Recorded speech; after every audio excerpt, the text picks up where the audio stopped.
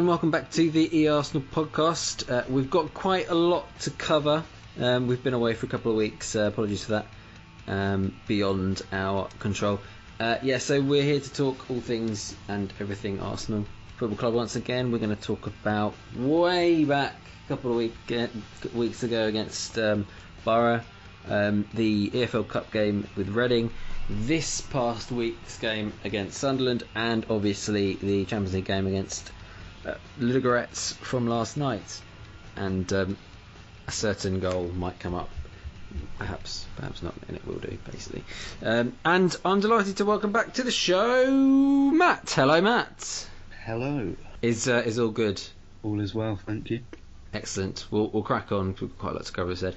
And hello to Jamal. Hello. Hello. And so we hear it's cold in Gothenburg. It's freezing. Not Stockholm, Gothenburg. Yeah, no, Gothenburg. I think we've done this every podcast. Well, no, just twice. Twice, just the twice. No, it's freezing. It's absolutely freezing. I've actually got the blanket over me now. Is it electric blanket? Electric blanket. What's that? Oh, okay, crikey. We won't get started. So you don't know what frozen custard is, and you don't know. Frozen custard. Sorry, not frozen custard. You don't know what custard is, and you don't know what electric blankets are. We'll move on. Nope. We'll move on. We're digressing wildly already. And hello to Rob. Hello, Rob. Hello. You don't want to talk about blankets, do you?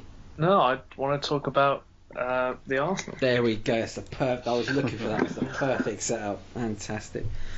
So we've got a lot to cover, and we'll have some news about the show later on also. So Middlesbrough, such a long time ago, really. And I'm going to come to Matt first, actually. We'd won 5 games in a row, and it just seemed like one of those results. I mean, we could have lost that game, and the fact that we didn't, I think it was not necessarily testament, but it felt like a point. You know, Negredo had a hatful of chances, and Petr Cech was forced into some pretty smart saves. So too was Victor Valdez, as we kind of pushed for this goal in the second half. But it was just one of those games. And I've said I protested Middlesbrough. You know, they were the best. They had the best side in defence in the Championship last year. And I always said that they have the possibility and the ability to really defend as a team, and they did that. So I just think it was just one of those results. So, I mean, I'll come to you, Matt, first. I know you weren't happy about that. Are you still sticking by that statement?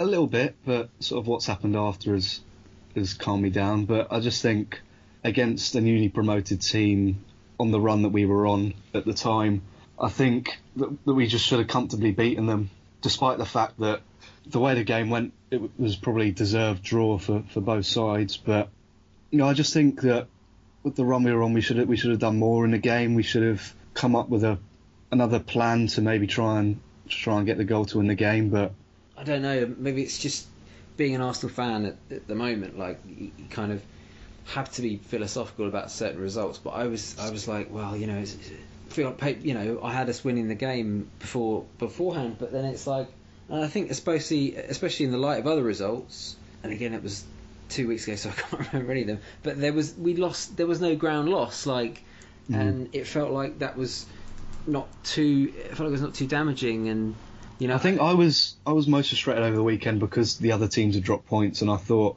with this tough period that we've got coming up in November that it could have been a chance to sort of open up the gap a little bit in case we do sort of fall off. But I'm not as much complaining now. It was just at the time I was just quite frustrated with the result.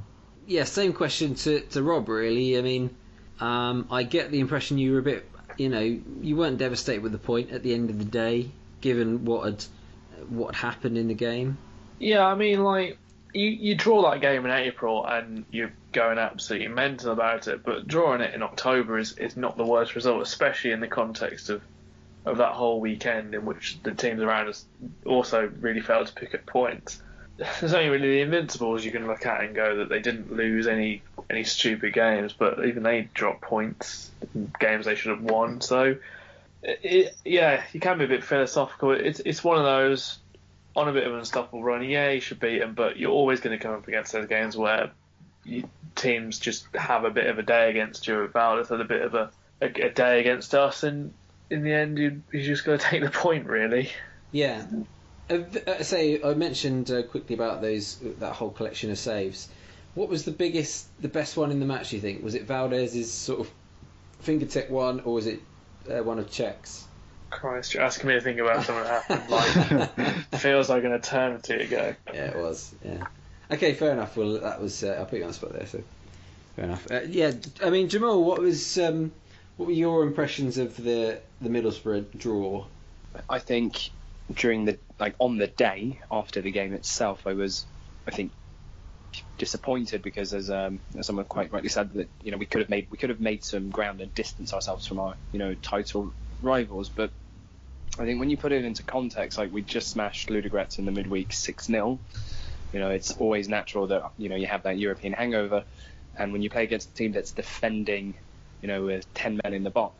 They weren't just defending, though. They weren't just defending. They were. If you go and you watch the game and you look at the stats, yes, they had more shots, but a lot of their attacks, they weren't built up from the back. They were counter-attacked after us, being sloppy in the final third.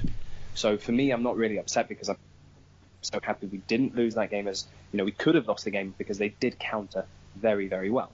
But when they didn't have the ball, they were so organised. And Ben Gibson, my God, what a performance he put in, like that defender. I think Chelsea were watching him that day as well. I think they had scouts at the game. But yeah, I was disappointed because none of our title rivals, I don't think City won that weekend. So I'll take the point.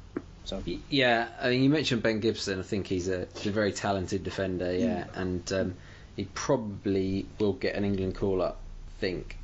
Although it's Gareth Southgate at the moment, so really, who knows?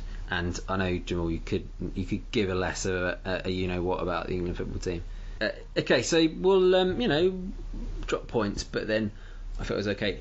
Then moving on towards the EFL Cup game, even with Reading, and basically the return of Alex Oxlade-Chamberlain after God knows how long without a goal. It feels. And not just 1, 2. Is that? I know he was as a result of that he got a start against Sunderland, but I don't know where he belongs in the setup. Can you go in reverse order, Jamal? I'll come to you first with regard to Chamberlain. I think he has all of the ingredients to become a top player for Arsenal. And I think no one can deny that. He's got pace, he's got power, he's got technique. He can set up a goal. And I think the stumbling block with him is the mentality, and I think that also comes from him not really having an established place in the team. Is he a winger? Is he a midfielder? Is he a number 10? And it's so hard, but he's dangerous on the wing, but it just doesn't feel like that's his preferred position. So I don't know. But this is my philosophy. If we gave Theo Walcott 10 years, we can give Chamberlain 10 years as well. Okay, all right, yeah. I just sort of buried my head in my. I've just face palmed after when you said that. So I know.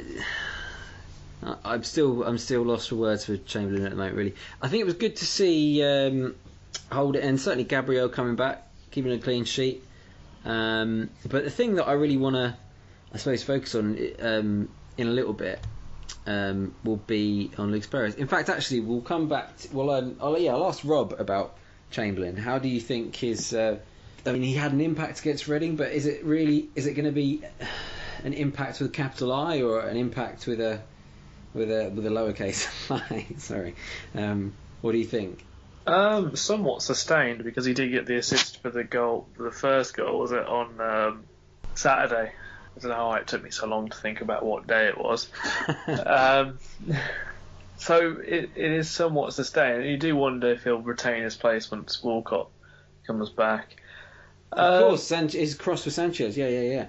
It was impressive. Yeah, I thought it was Bellerin originally, but I guess that's kind of testament to how Chamberlain's in that. He's in that moment. Yeah. I think Chamberlain's still down in the pecking order. Is second choice really for one of the wings, and Iwobi's certainly surpassed him this season, even with this recent good run of form from Chamberlain. But I don't know. He's still got to work his way back into the side. He has got all those potential attributes. He's quick. He's strong. He's well built. He's explosive. That's the word I'm trying to think about. But he doesn't sustain it for long enough, which is why he's not at that Sanchez or Ozil level. Which when you look at some of the things he's done in the past in short bursts, if he could do it over a sustained period of time, he could be up there. Yeah, I still think back to. I think his finest game is probably against Blackburn. Is it 6-1? Yeah. Way back. But his first season with us. Yeah, that is sort of the month I go to, because he had a really good game against Man United, I remember, in which Arshavin was booed on because he was subbed off. So again, like Matt, same question really. I don't know. Do you see him regular in the starting 11 regularly? I don't know, and I think he and quite a few people at the club and the fans, and I think are a little bit confused as to where his future's heading, where his place in the team is. But I think this season he has stepped up a little bit, and I think he's needed to with Iwobi coming in and stuff. And it is encouraging because he's scored 5 goals already, I think, this season, which is the most that he's scored in a single campaign since joining us. So if we're talking about that sustainability over a long period of time, then he's kind of heading in the right direction, but I just don't think he's going to get the game time in order to try and establish himself. So I assume that's 5 goals in all competitions. Yeah. Yes. I guess with Chamberlain, it's another sort of watch his space case rather. And I think there's nothing really more to say about that. Like, of the two, there was 3 names sort of mooted about, like, personally who I wanted to stay and who I wanted to ship out. Obviously Jack Wilshere was one. Sorry, Jack Wilshere fans, but that's just my point of view. And I'd like to say it's looking pretty good right now. And obviously with Theo Walcott, but now things have changed a little bit, and he's again, like, just such an enigma. And I'll come back onto Chamberlain in a little bit when we talk about Sunderland. But the other thing I wanted to raise was so as a result of that game, Lucas Perez is now out until at least Christmas. It was a tackle by Danzel Durdenbach, I think it was, and Wenger labelled it as a bit as reckless and a deliberate kick. But my concern for Perez now is he's trying to find a way into the team. I know. As we'll touch on a little bit, Giroud probably has now, after his combination of injury and kind of just not really fitting into the team dynamic as it was in that moment. But so he's going to be out till at least Christmas. We're looking at Danny Welbeck probably being back in January. I mean, where do you see Perez's future now? I mean, I don't really see. I know it's early days, but I can only see it being short-lived at the moment. What do you think, Jamal? I think it's early days, really. I mean, he hasn't really been given a chance, but I mean, he's... But are you worried for him already? Not really. No, not at all. I mean, this is the thing. You need a squad to, win titles, and, it's... I don't think he was bought to come in and be a regular. He can maybe force his way through him by fighting for his place as every other player, but I think the same rule applies to Welbeck. You're asked the question, where will Welbeck fit in when he comes back from his injury in January? But no, I think he has a future at Arsenal. It's just a case of him trying to work his way into the team, and because let's not forget he's still adapting as well. He is. I mean, I bring the question up because he's already said, sort of in passing quotes, that he expected a more of a starring role at Arsenal. I think perhaps us as fans did. So you might be absolutely right. He could just be adapting, and that his chance will come. But I don't know. Like, I mean, it's very possible that he'll come back at a time when we've well and truly hit the buffers, like especially around the Christmas time period. when as you say, squad rotation and depth is key. So you might absolutely be right. Do you share my concerns, Matt? I do a little, yeah. You said that he expected to have sort of a more of a starring role in the team, but I don't think anyone expected Sanchez to do as well up front as he has done so far. And I think if Sanchez hadn't done as well, then Lucas would have started a lot more games when he first joined the club. And now that Giroud's back and scoring as well, I don't really see how he is going to fit into the team and how he's going to build confidence, because I think he'll be restricted to appearances off the bench, and that's not really going to help him. Yeah, and obviously the cup competition before he got injured. I mean, he played against Southampton, didn't he? And he set up, he assisted Koscielny for his spectacular, his bicycle kick goal. So you can't, Ozil scored 3 on his debut for us. So I mean, it's not a bad start, but I think there was concerns that he sort of looked very wasn't very sharp, not very sharp as Arsene Wenger would say. So, he was. You couldn't really see. I mean, I think the fact that his speed, it takes a little while to adapt to the league. Jamie Vardy is one of the quickest players, but you didn't really notice his speed to begin with, because he hadn't found a way through for his game to shine. So yeah, I mean, we'll have to see. Rob, same question really. Are you concerned for Lucas Perez? A little bit. I'm trying not to think like Jose Reyes Mark II or something, because but without the 9 months to a year of being quite good. What? Yeah, I mean, I'd like Perez to have a year of Reyes the first year, preferably. Yeah. We shouldn't complain though, because you look back at the last couple of seasons and we have always been short up front, and I think having 4 strikers or at least 3 recognised strikers is the way to go. And when you look back at the squads of recent years, if Giroud's not firing, there's no one really behind him, because Welbeck's had injuries, or we've only had Welbeck or something, or we've had to experiment with Sanchez up front, which hasn't really worked until this season. So, and then backing up all them is Yaya Sanogo, which he doesn't really count as a striker. He doesn't. Yeah. We'll move on from that name as quickly as humanly possible. So, so we've drawn Southampton. Is it away? I think it is, isn't it? No, I think it's another home. It's at home. Oh, well, I as if I'm surprised. I think now 11 and 15 of the last... in the cup we always get drawn at home, and it's crazy. Southampton, they'll probably play a weakened team, so I don't know. It's opening up a little bit though. It certainly is opening up. Leeds, Liverpool, and I forgot who Man United got. West Ham, wasn't it? Yeah, I think it was West Ham. That's correct, yeah. And who are the 2 others? Newcastle. Norwich, is it?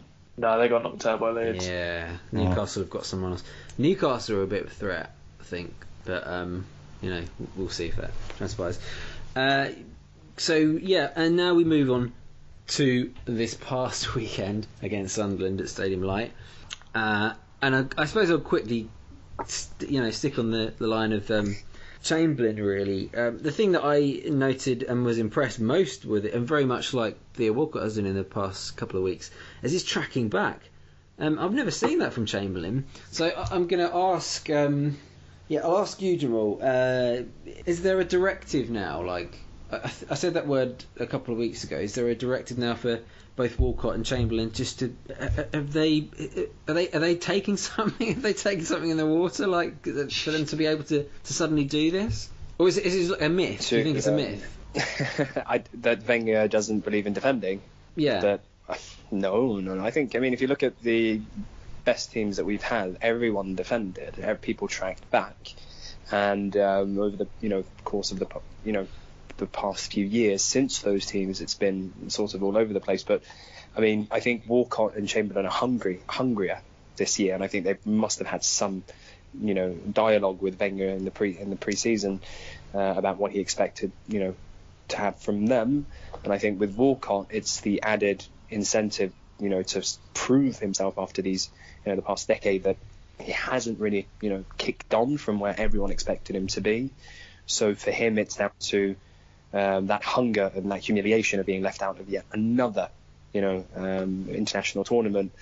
And after the, season that he had last season, it's just, I think that's sort of drilled into him. And also, it's, for Chamberlain, he's been at the club now for 5 years, and I think they must have had some dialogue with Wenger about it being now or never. And I think that's really, really echoed with them, and that I think has affected not just their attacking game, but their all-round contribution to the team. So I think when they're defending, they're probably not thinking about defending; they're thinking about helping the team.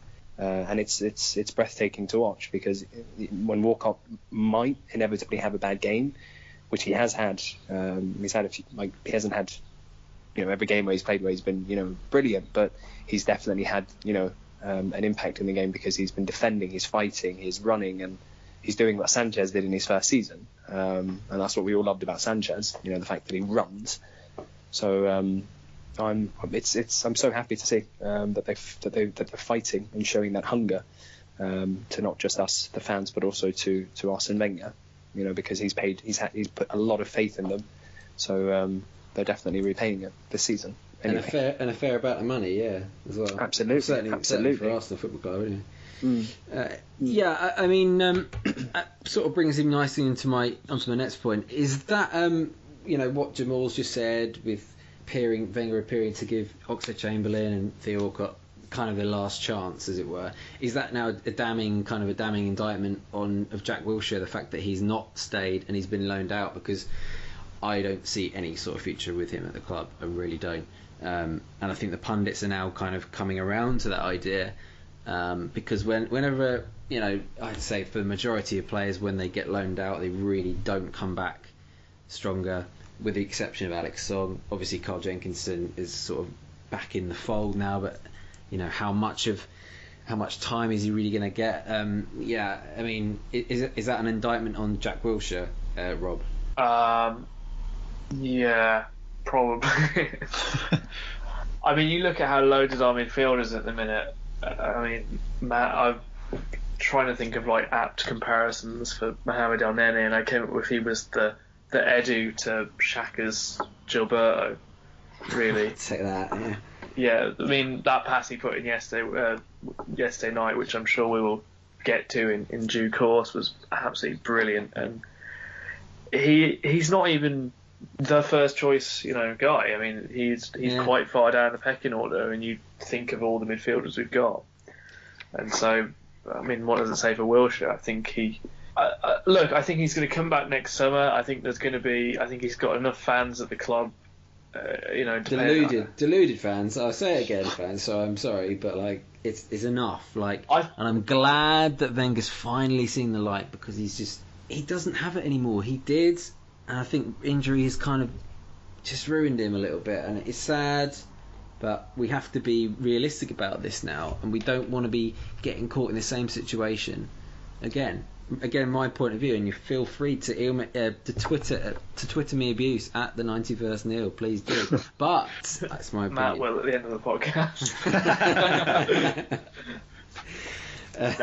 There's one person in particular I know I will get battered. But anyway, I just on that point, who is in terms of comparisons? You said. El Neni is the Edu to Gilberto Silva. Who's Jack Wilshere then? David Bentley? Blimey. That is damning. I really hope not. I don't want to see him at Tottenham. Or Blackburn, for that matter. Oh, no. He will never go to Spurs. Let's get that right. No, I think... Look, I don't think they'd accept... They wouldn't take him.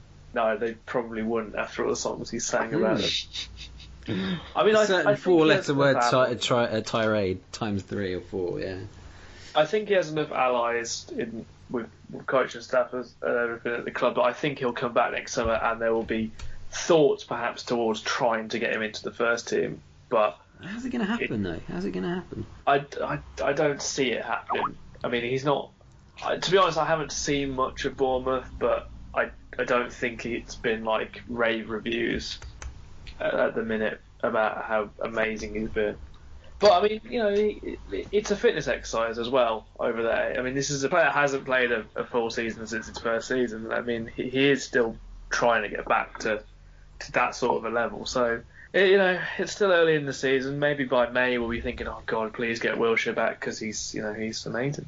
I've got to bring in Jamal at this point. So yes, it's Jan Agerfjortoft stuff. I'm assuming it's nothing to do with Arsenal. No, not at all. But it just there's been a lot of I know it has nothing to do with Arsenal, but I knew that this has been going on for quite some time. That Aubameyang has been really, really, really discontent at Dortmund, and there's been a lot of because they have a very dysfunctional relationship. Those three players like Royce, Aubameyang, and Dortmund, and this happening now, it's I think it's going to be a big thing in the next hour or so because they're playing a game tonight, aren't they? So yeah, I saw that and I just maybe thought that maybe we could allude to try and talk about it, but I didn't think it was going to pop up in the whole thing. Okay, well, it kind of did. So maybe I apologise. maybe we should tell people what we're talking about. Yeah, no. So I should tell. The breaking news tweet basically tweeted by Jan Agerfjortoft. Again, we're digressing here, but Aubameyang's not in the Dortmund squad, the Champions League game against, I can't remember who they're playing tonight, because of internal affairs. So yes, that will obviously develop. One would assume that he might very possibly be heading for the Premier League sooner rather than later, and I would suggest probably Man United because Zlatan Ibrahimovic is a bit of a donkey, and always proven to be at the moment. But we'll see. Let's go back to Arsenal, shall we? Because I really can't see him. I can't see him coming to Arsenal. And where does he fit, really? I could see him coming to Arsenal if Arsenal paid the money. Yeah. Okay. Well, let's move on. Alexis Sanchez is going to throw you some stats. Alexis Sanchez at Barcelona, 141 games, 47 goals, 27 assists. Alexis Sanchez at Arsenal, 106 goals at games. Sorry, I'm going to say that's definitely right. 50 goals and 29 assists. So he's scored 3 more goals in 35 less games in arguably a tougher league, and obviously he was in the bench a couple of times for Barcelona, but that that's kind of a moot point. Who wants to start? What can we say that hasn't already been said? Exactly. I mean, his header was amazing against. It was, and then the second goal, the way he's sort of it's come to him and he's not even panicked and he's absolutely sold the defender and just rolled it in, and it just gives such a lift to everyone at the club that we've got a player that's capable of doing that, and he's capable of doing it from a central position as well. And it's been talked about many a time that we need this 20-goal a season striker, and he could well be that man that takes us on another level. Yeah, indeed. I suppose we could talk about the Sunderland game as a whole. Like, we were absolutely cruising, coasting, and after his goal, excellent cross by Chamberlain, we could have probably gone for a second, easily, maybe third even before half time. And then it just, the complacency sort of crept in. And it's like, well, we all sort of thought the same thing. It's like, oh God, here we go again. It's like, but they had literally none of the ball or no chances, and then it's just an error, and then they're in. And I thought Koscielny would have had that covered if Czech had left it. I think he had it, but I guess you couldn't be too sure. And Jermaine Defoe does what he does. Score goals, and it was kind of weird, like the way we just suddenly went through the gears, like it was almost like hypnotic. It was like first gear and then to second, and then we just skipped 3 and 4 and then went to fifth gear and scored. I think it was 3 goals in 6 minutes. I mean, it was kind of frustrating. Like, do you think that's just the only way we can play, Rob? I don't want to say the word handbrake. But it feels like that sometimes.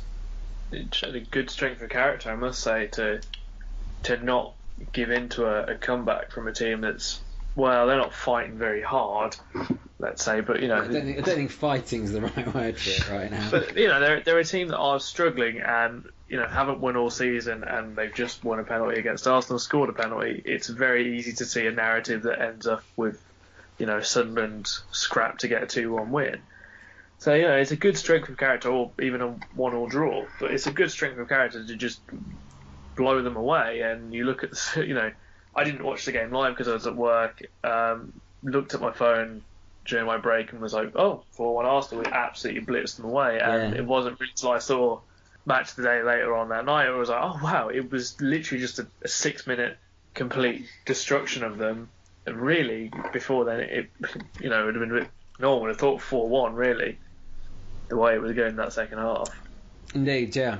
Can you explain Giroud's his impact on the game, Jamal? I mean, his first 2 touches back, and he scores 2 goals.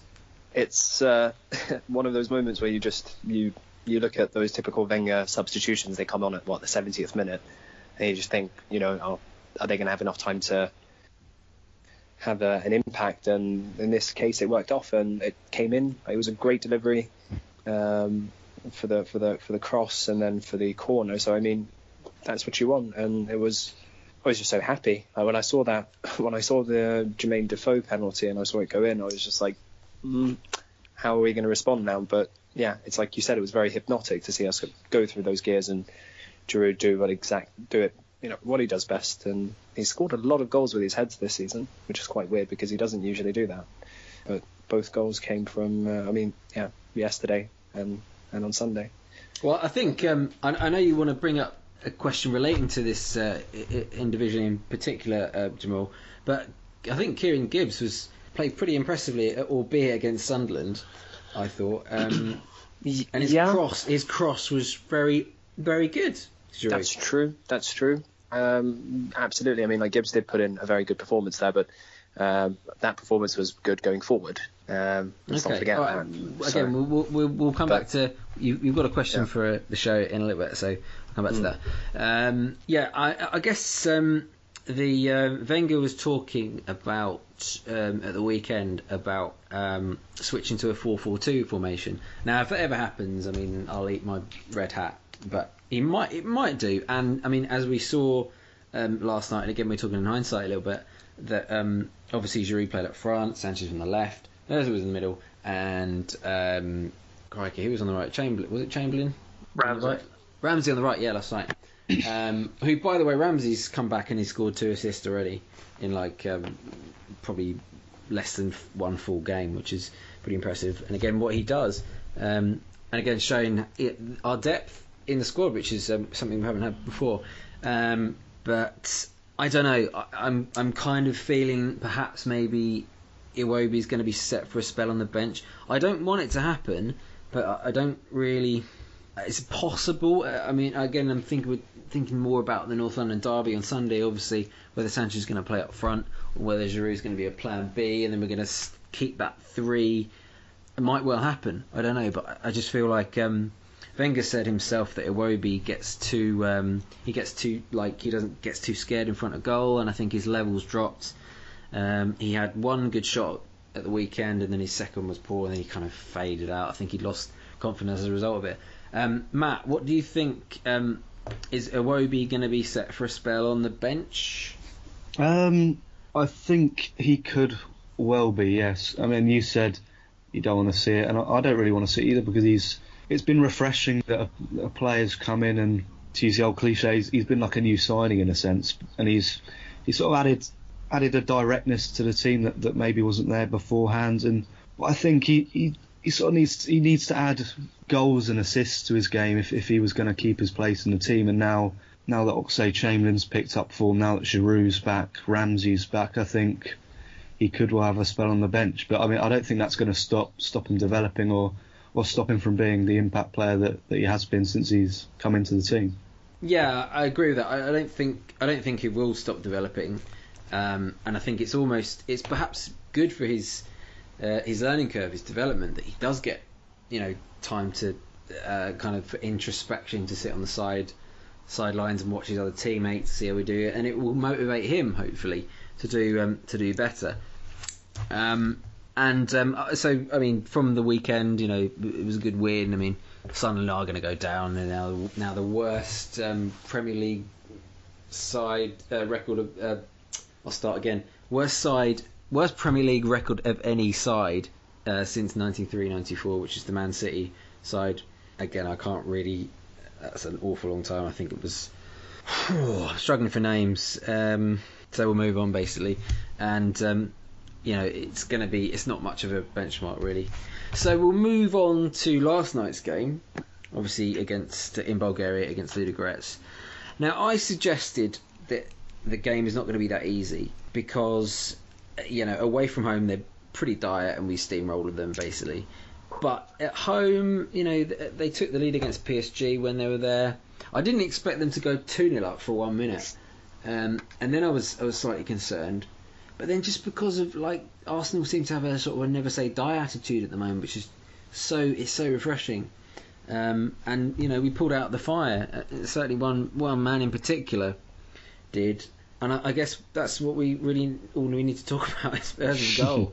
It was absolutely. I mean, I was down worshipping on that review last night, on the replay of the goal. Sorry, and it was just incredible. I guess their two defenders were probably tired. They were slightly, levels had dropped a bit, but it was just composure. It's like you think, oh, is he going to shoot? No, he's not. He's going to go around another player, and then oh no, he's going to go around another player, and oh, he's going to do a trick, and then he ciphers it into the net. It was just crazy. Ozil's goal, Rob. How good was it? Honestly, everything just seemed perfect about it. You had the perfectly weighted pass from El Nene.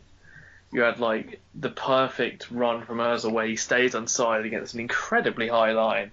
I don't know if they were just fooled by Olivier Giroud being really slow, but I don't think anyone's played that high a line against us since the Henry days, it seems, where he used to fool everyone as well. But just sensational. Flips it over the keeper. I'm going mental at this point, going shoot, thinking there is a point where he's going to lose this. He's going to lose this at some point, and how foolish were we? Because the thing is, because he was in the same position against Sunderland, didn't he?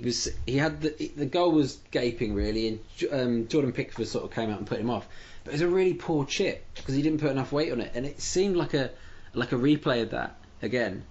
So he said this time no, so I'm going to flick it over. Oh no, what we're going to do this time? I'm going to beat the keeper, and then I'm going to invite them on, and then score. So yeah, it's just makes two defenders commit themselves, make themselves look like tools, and then score. And yeah, there's only really did. Yeah, there's only one other player I think that does that to defenders, and I mean, Messi. And look, Mesut Ozil's never going to win the Ballon d'Or. Sadly, he's just in an era of players that. There's only two players in the world that's ever going to win the Ballon d'Or whilst they're playing it. Right? But the third player, Neymar, is perhaps the only one that's going to challenge them. He's never going to win it, but he's at that level. I mean, if you're putting together a world 11, I know it sounds really cliche, he's that attacking midfielder. There's no one right now I'd have ahead of him because he's just brilliant. We've just got to give him a blank check and go, whatever you want, mate, because we cannot let him go. No, well, I quite agree.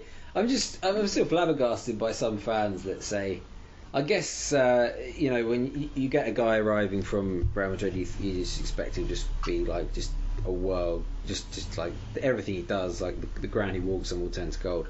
And people still forget he scored a hat-trick of assists against Stoke on his debut at the Emirates. I mean, okay, you could score a hat-trick of goals, but as a guy who was brought in to provide the assists, and I think Giroud scored two. It was the perfect scenario. But there's still a pocket of fans that think, well, it's different now because he's scoring. I look at those fans. I think, yeah, what? I think people almost want. It's a lot of pressure. He's coming to a club that's a big club that underachieved quite a bit for. Where they were 10 years ago. And he's also coming into a club where they don't spend a lot of money. I know now we tend to throw around £30 million at players, but at that time, we never spent that much money. Our record fee before that was, 16 million? And then suddenly you're going to go throw 42 at someone.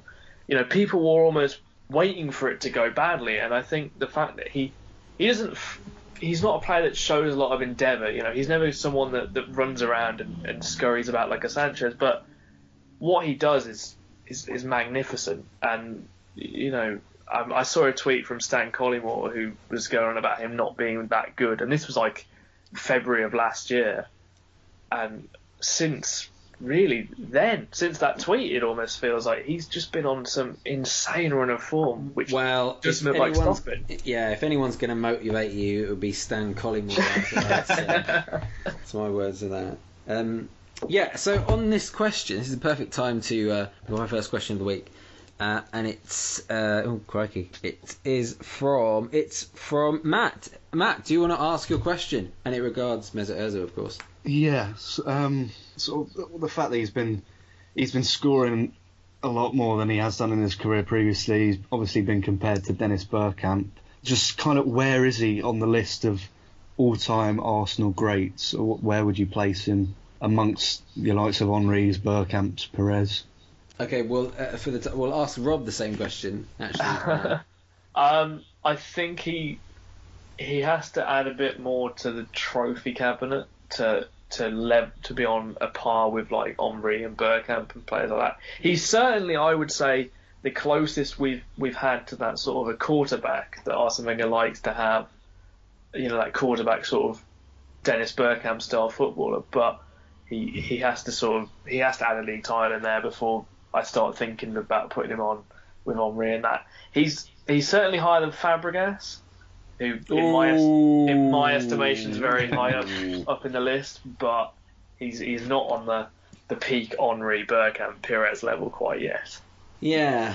Honestly, I don't know yet. I think he's such a special player that the day that we signed him, I was like, yeah, I'm never gonna, well, at least try and ever criticise Wenger again, because he's just like he's such a unique player. He has probably the best touch in world football right now, in terms of distribution. I would say, from dead balls also. It's really difficult. I mean, Dennis Bergkamp will be, other than Thierry Henry, is my favourite Arsenal player, just because he was the Iceman. He had that in his veins. He was some of the things he did, the way he brought the ball down was incredible. Ozil's very similar to that, but I think Rob's point is quite valid, that until he actually wins anything, and I'm speaking more, Premier League trophy wise, then yeah, it's difficult to really gauge it.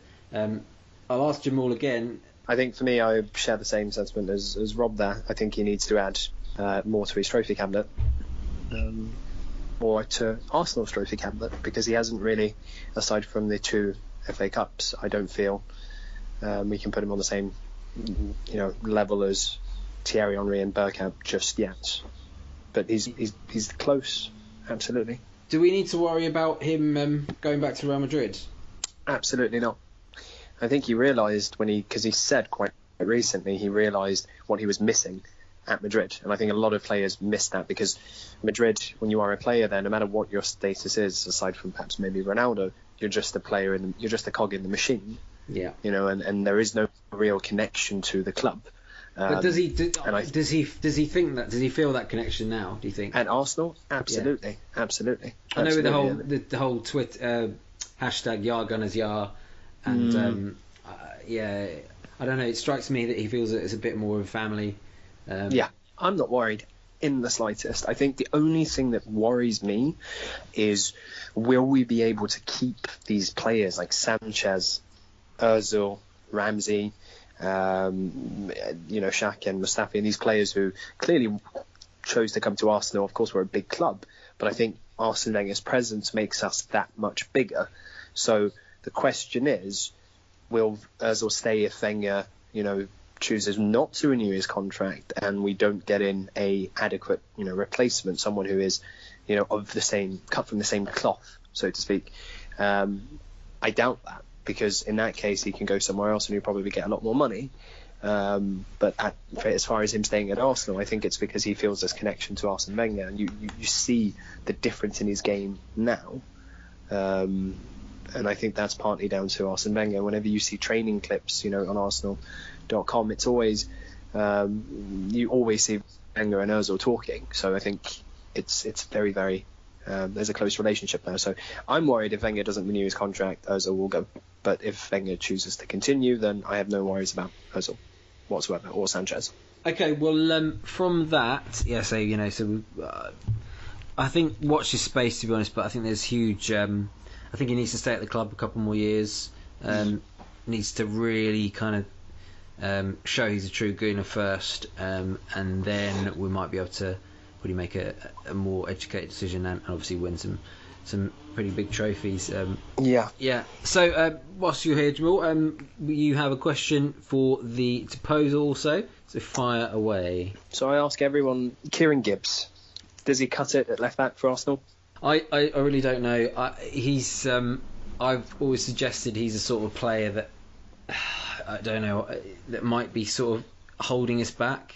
Because he's not world class, and I don't think he's even above. I think he's probably average. There's a lot of respect expected of Gibbs when to fill the role of not just Ashley Cole, but Boo and Gail Clichy when he went to Man City, and he did a very good job. But he didn't really, as you say, Jamal, he gave us more of an attacking dynamic.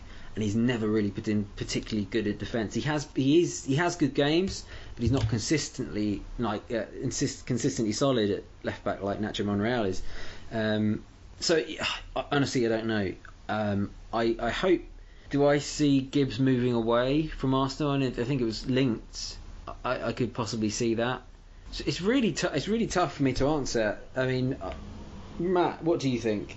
Well, I thought, first of all, he was exceptional against Sunderland, and yeah, I mean there is that, yeah. And then yesterday against Ludogorets, he was kind of all over the place, which wasn't very promising against a Bulgarian team. No disrespect to Ludogorets, but the thing that I do like about him is that he's never moaned, and he's that model professional, and despite the fact that he's not starting, he seems quite happy at the club, and he's okay as a backup, but yeah, I can see what you're saying when he's kind of the one that's holding the team back in a sense. I don't think he's good enough to be first choice left back, but I think he's a good enough squad player. Yeah, I don't think there's any doubt about that, but I don't know. You make a very interesting point. I mean, nowadays, I'm a freelance journalist, and you see all sorts of quotes from almost every single player on the planet, literally everybody. But with Kieran Gibbs, you very rarely hear anything in the press. Very rarely. And that's it. That's interesting, yeah. It either means he's happy or he's not. I don't know. It could be either or. Rob, Kieran Gibbs? Since he lost his place to Monreal, I don't ever see him regaining it. I think the ship has sailed on him being first choice. Unless something happens and he's thrust into that position and just makes a good fist of it and proves that he deserves to keep his place. But I don't think by choice he's ever going to get back. I think he's a decent enough player that he could make a career go elsewhere, and saying about like him being very content or possibly not content in like a Schrodinger's cat sort of scenario, that it would almost be fair to let him go somewhere else if someone else was to come in for him, because he has been a model professional for us. But in a sense, Monreal's getting up in years. I think the left back position this season has been a bit of a worry because Monreal's not had the greatest of games all the time, and so if, let's say, we were to get rid of Gibbs and perhaps get someone to replace Monreal, and Monreal was to drift into that veteran sort of second choice left back, but still a decent option role. Yeah, I think that's where I want to go. And he was linked with West Ham. I know, during the summer, and especially after Cresswell got injured, it kind of made certainly maybe a loan move. But then then we'd have had to look probably at another left back, and if Monreal got injured, we wouldn't have anybody else. Maybe Jenkinson could play on the left. I don't know. So I don't think there's really much thought going into it, I have to be honest. But another. These are good questions, guys. We've been completely stumped. I think Gibbs again. Watch his space really. I think he does deserve it because as you say, he's been a loyal servant. But that's really all I think that I can add to that. So final question this time, and I'll stick with come to you again, Rob. Fire away. Considering our good start since the Liverpool game, and also how I think this is probably one of the strongest squads we've had in a while, is it time to get a little bit excited about this season? Matt. Ask me after November.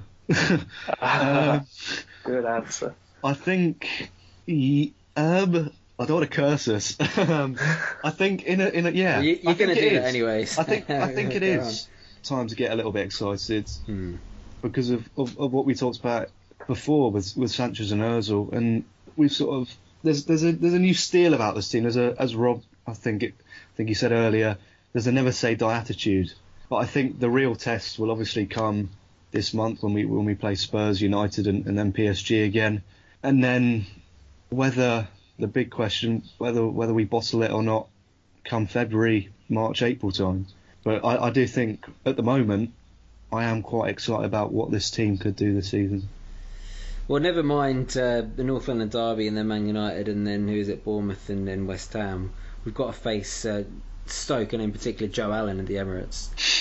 So who's on absolute fire at the moment, and again I'm not kidding about that.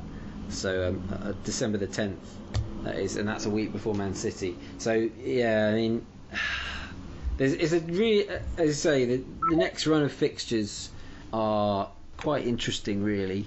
I'm getting quite excited, but I do feel like we've been here before, for want of a phrase. Are you excited, Rob?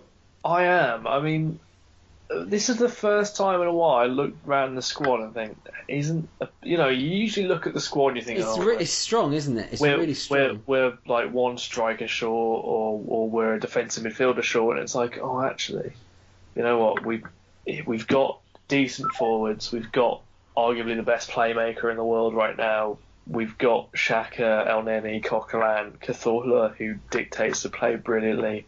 We've got that second centre-half to partner Koscielny, who's brilliant. We have a very good goalkeeper who's won the league before. You look around the squad and you think, oh, actually, every position is filled with a lot of talent. There isn't, if that bloke gets injured, that we're done for. There isn't that sort of a thought going through my head at the minute. There's cover around the pitch. There's a decent little squad emerging. The only worry is, are they all going to have the same fallibilities when the new year rolls around and suddenly, like we were saying earlier about Borough, a 0-0 with Borough in April is absolutely suicidal almost. Yeah, I think I echo those statements, comments fully. It's all the press are like, well, Arsenal look really capable this season. It's like if they can just keep together for another couple of months, then yeah. And I do actually feel that we could actually get to the quarterfinals of the Champions League this year, maybe. And if we get to the quarterfinals, then who knows? I mean, that game against PSG is pretty big, but then knowing us will beat PSG and then lose to Basel or something like that. So in San Jakob Park. So I think if we beat PSG, we're top of the group, aren't we? Yes. Our goal difference is better. And they can't do us on head-to-head. Results against each other, yes. Okay, that's an excellent point. So let's just go and win, and then we can lose even if we want. Yeah. Brilliant. Throw the game. Don't even turn up. No. Yeah. Well, no, don't throw the game. In this era of match fixing, perhaps we should not say that. Yeah. Okay, we've lost Jamal unfortunately, but he'll be back with us next week. And on that bombshell, it's time to end things this week. I say thank you very much to Jamal, and we'll see him again very soon, hopefully. Thank you to Matt. No worries. Your Twitter handle for us, please. At Matt D. Dawson. Excellent. So we haven't really talked about the North London derby, but we'll have a big, obviously a big show coming up on Sunday evening for you, and I'm quite confident. Quickly, are you? I think they're probably going to be without Alderweireld. Kane's back. That's the only worry. Well, Kane wasn't in that good form anyway this season. So far, we're playing him at a good time.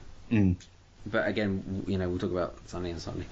Rob, thank you very much. No worries. Your quick thoughts about the NLD? I don't want to get too confident because you can only build yourself up to be let down in those games.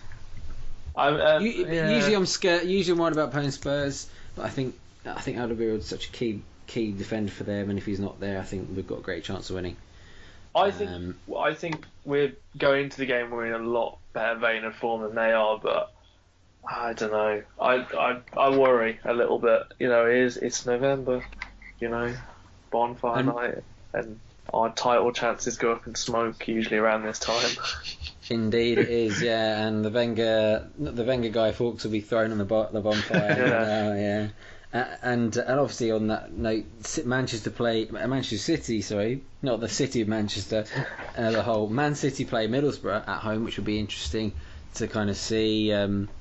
Obviously after they won up against Barcelona last night pretty impressively, you'd expect them to win, but again, so did we against Ludogorets, so that might be interesting to note, and if Borough can take points over them, that would be fantastic. So thank you very much for listening. I've been your host, Neil. You can get me on Twitter at the 91st Neil. That's at the 91STNEIL. I also mentioned we're hopefully going to be joined by Reese and Phil and possibly even Stephen. That rhymes, even Stephen. So for the big show on Sunday, and that would be great. We're looking forward to that. So in the meantime, enjoy the North London derby. Hopefully we all will, and we'll see you very soon.